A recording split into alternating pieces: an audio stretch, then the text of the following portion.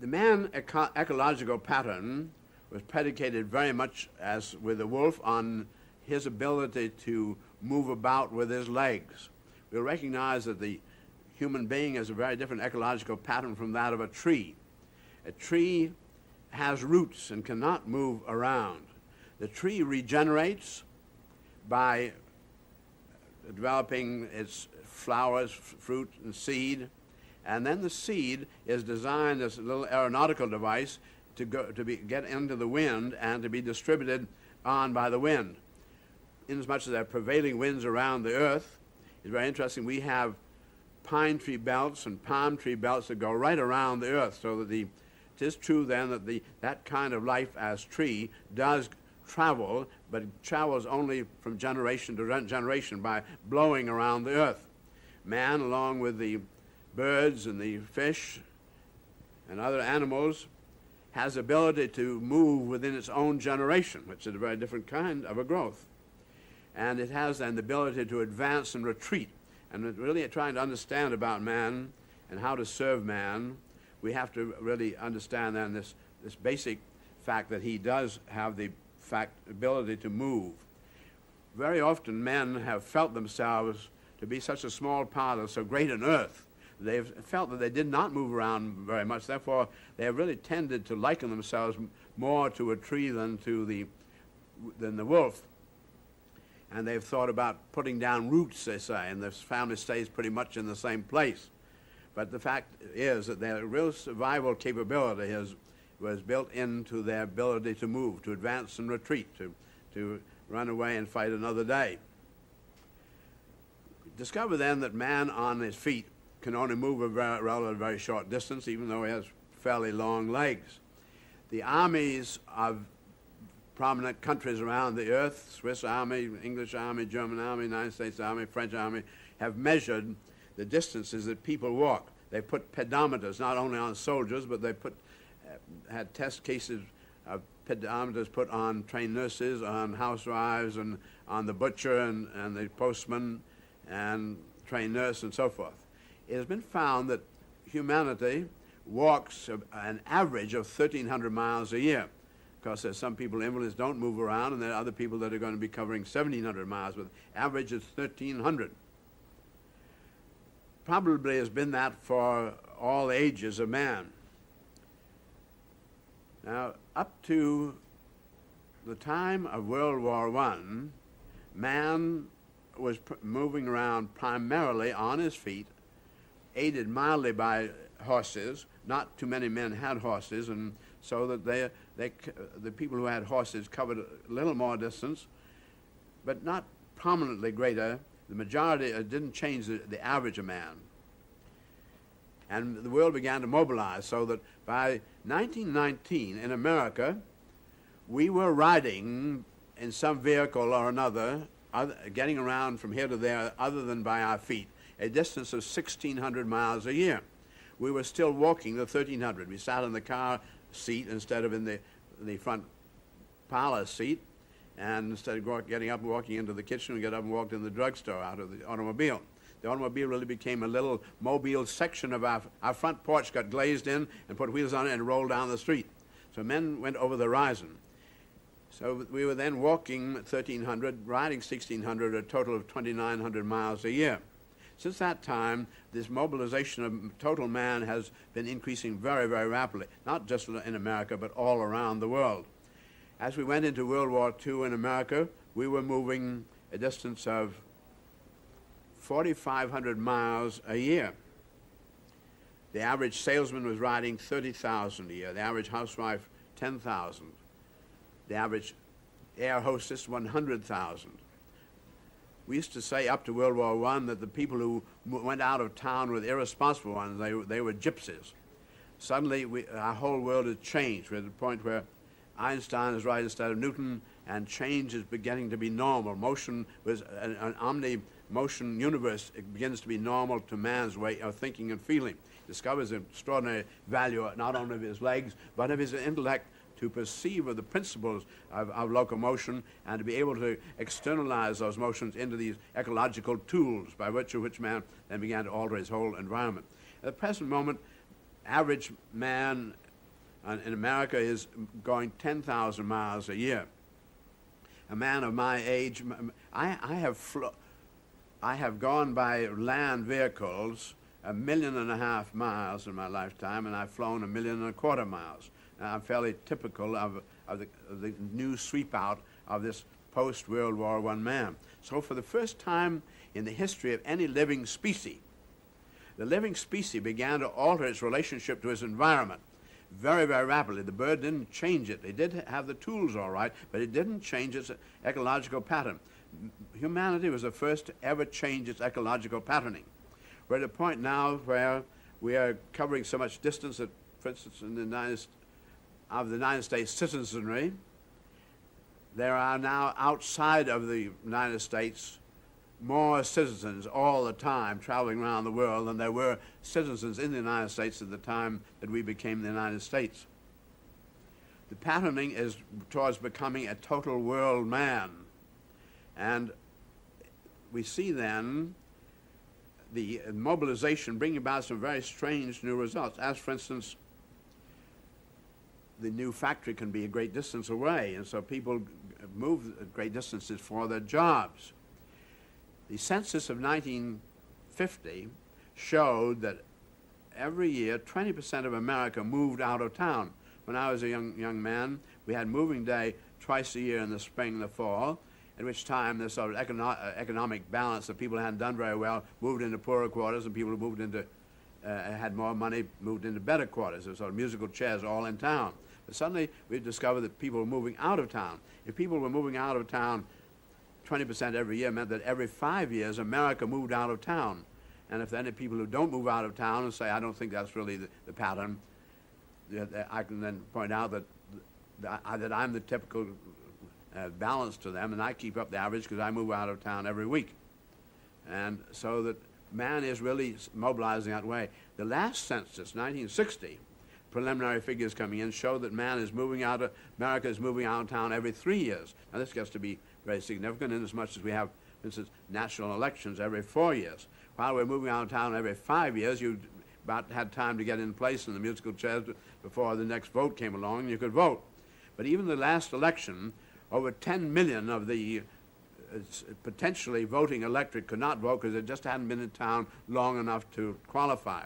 With the next election, very much less number will be able to vote.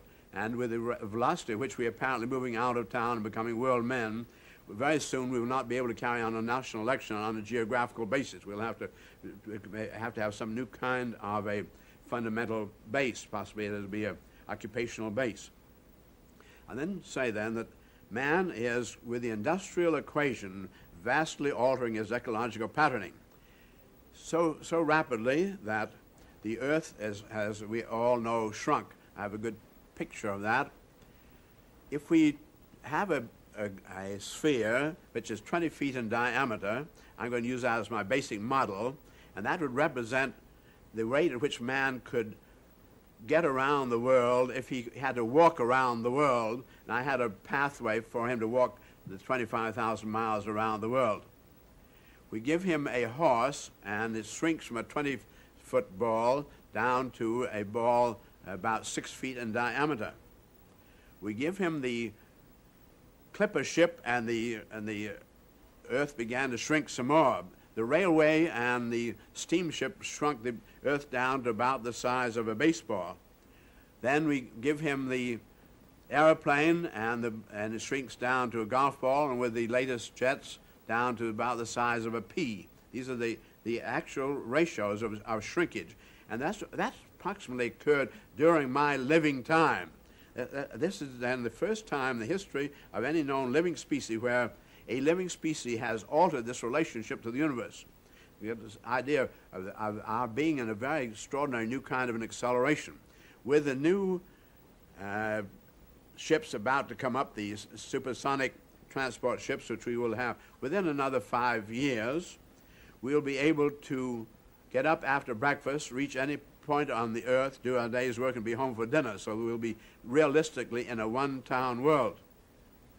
I see then a very extraordinary challenge to humanity in the development of the capability to be really very comprehensive in dealing with his total potentials. I find that these trends then of the industrial tools are towards making the problems that were seemingly very important and yet local no longer the important problems. Because as I fly around the earth, and I find myself flying around the earth very, very frequently now, I find that the people did look a little differently. Certainly the most extraordinarily interesting kinds of buildings they had and boats that were different from the ones we had.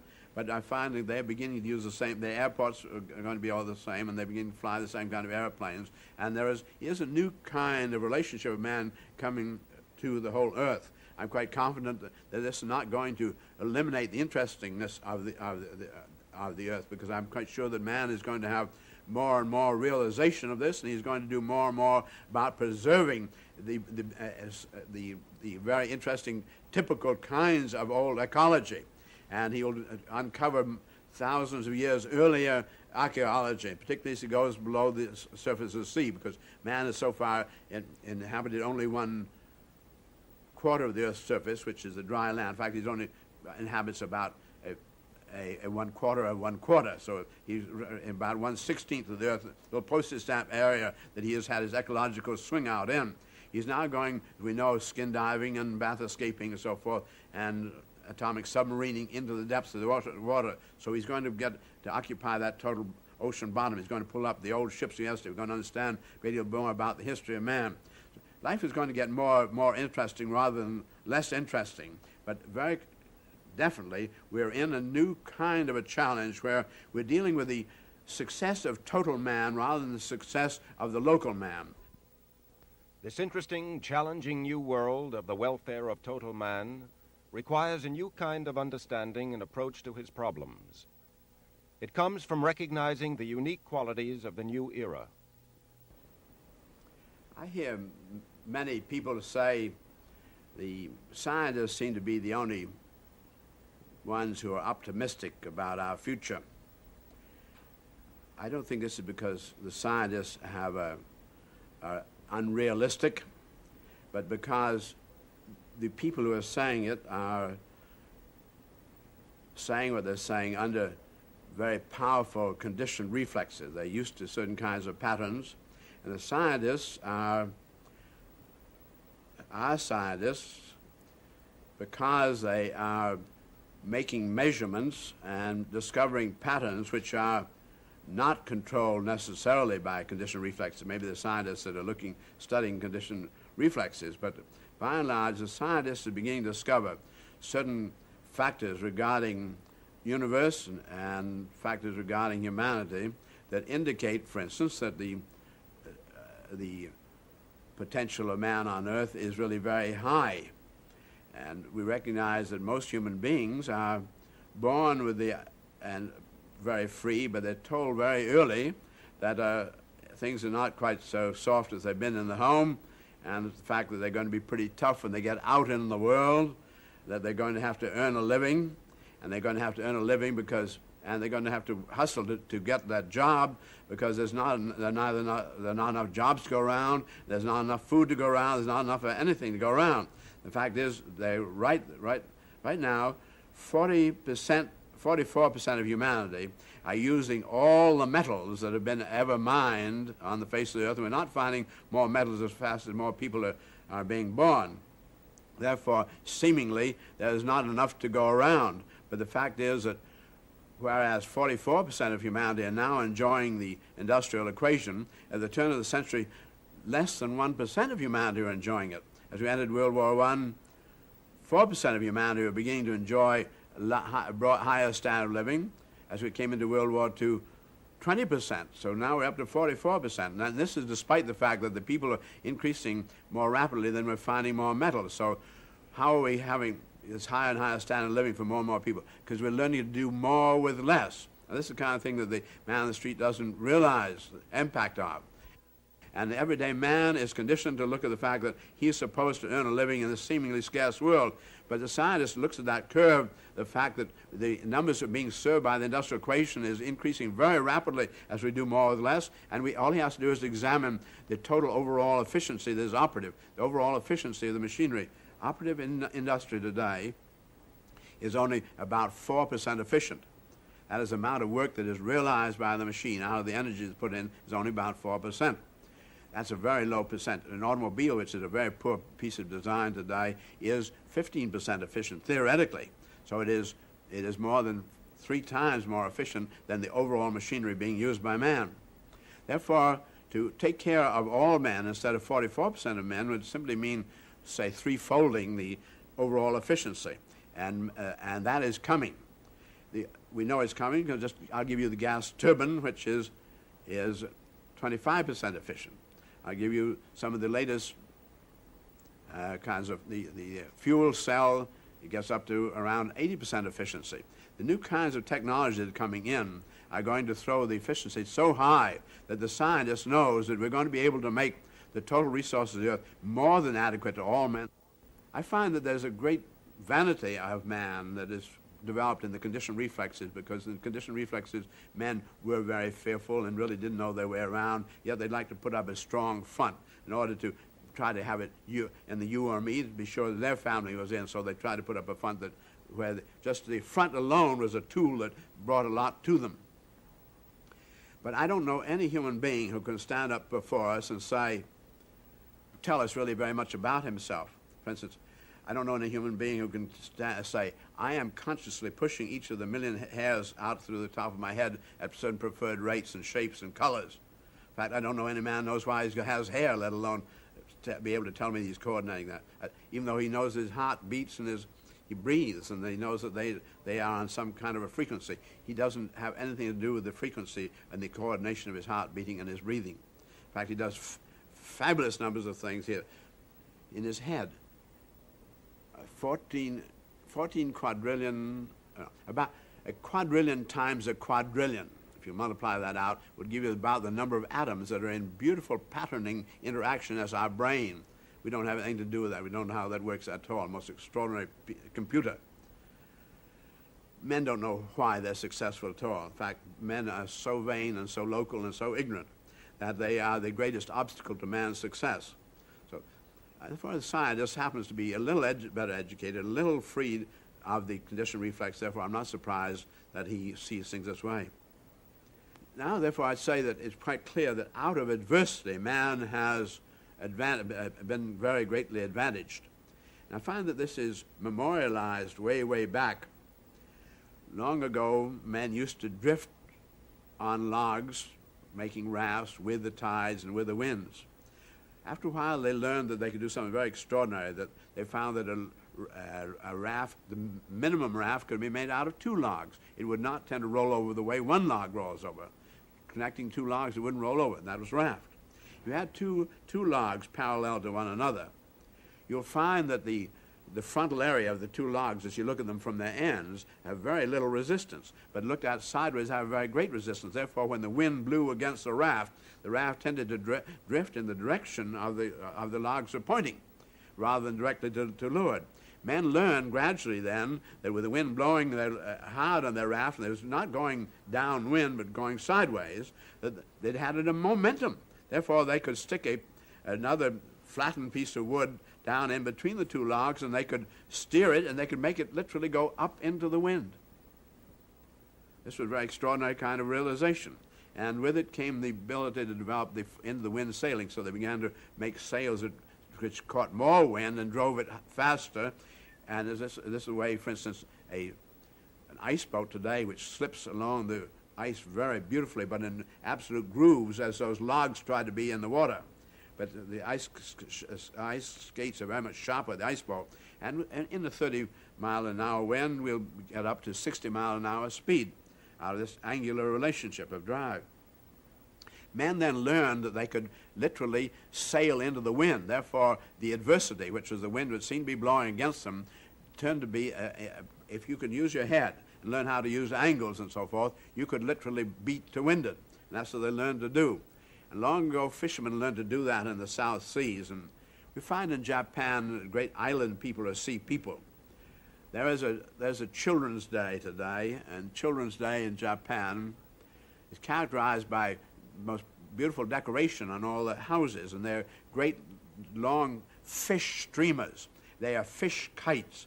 the wind can get into the mouth of the fish and fill the belly of it, and so the beautiful fish is streaming off of the house. They have one of these fishes up for each of the boys in the family. And the reason it's a fish is it symbolizes a salmon, and it symbolizes a salmon because the salmon swims up the river and then up the waterfall to spawn. That is, he goes against the stream to profit and to regenerate. So that really the symbol, the hope of the Japanese is that their boys will turn adversity to advantage.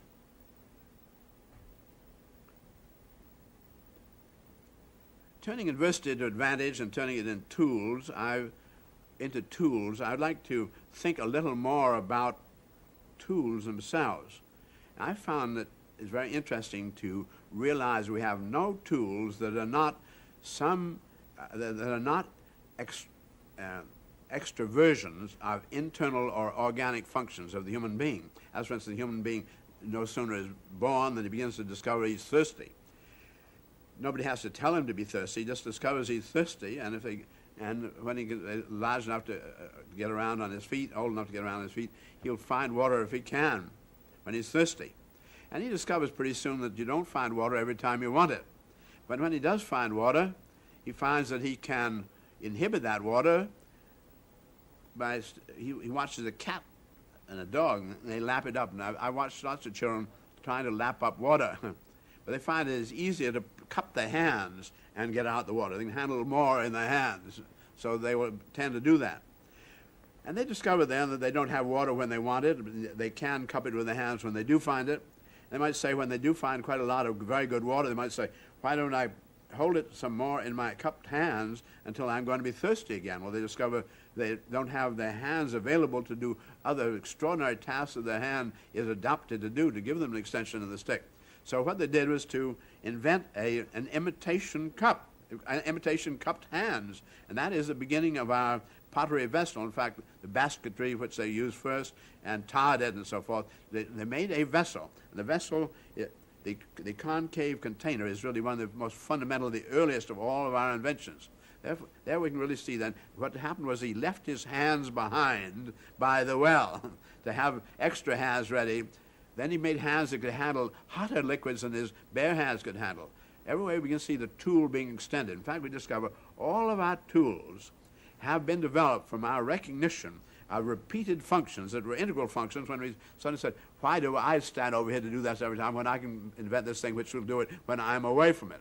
So that the whole development of our automation is the direct consequence of intellect's perception of the repeated patterns and realization that it can externalize those patterns. And what man did in order to be able to externalize them then was to organize the environment in the following way. The environment was essentially energy, as the Einsteinians have well shown us.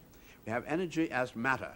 Energy as matter represents all the patterns of energy dynamic interfering with itself, where every time it interferes with itself like this, it gets bounced like that, and it gets to here and it runs into itself again, and it gets bounced around into knots. Every time it runs into itself, it tends to contract more and more. It is locally regenerative. That's what we call energy as matter. What we're going to discover is that the energy as matter cannot wear out, because the physicists discovered that it was safe to say, experimentally, that energy could neither be created nor lost. Energy may leave this particular local machine entropically as heat, but it can only leave this one by virtue of joining up with another system. It does not go out of the universe. Energy cannot be created nor lost. Therefore, what we call wealth, which is organized capability to deal with the physical environment, is essentially made out of that energy which cannot wear out. Then we have the other kind of energy as radiation, and that does not wear out. We have one other factor in our wealth, which is intellect. And every time intellect makes an experiment of associating the energy as matter in various new patterns of leverage, and makes an experiment of shunting the energies onto the ends of the levers to make it do work, we learn more. Intellect cannot learn less. It always learns more. This is the quality of experience. Therefore, learning more, we organize the energies more effectively, the efficiencies go up, and the wealth is increased, the capability improves. Therefore, the wealth of man is irreversible. It cannot get to be less, it can only get to be more.